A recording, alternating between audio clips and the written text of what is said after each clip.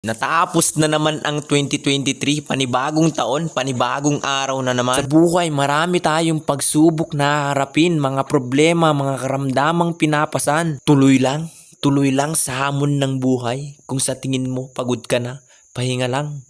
Pahinga lang konti pero wag kang hihinto. Ikaw ang kapitan sa sinasakyan mong barko at ang mga pasahero mo ay ang mga mahal mo sa buhay. Hayaan mo lang bang tangayin ng malaking alon at malubog ito kung hindi mo idadrive ito ng maayos. Gawin mong gasolina ang Panginoon sa iyong sarili at siya ang magdadrive sa iyong buhay. Hindi kanya ililigaw, bagkus igaguide kanya sa tamang daan. Sa buhay kailangan natin magsipag, dumiskarte.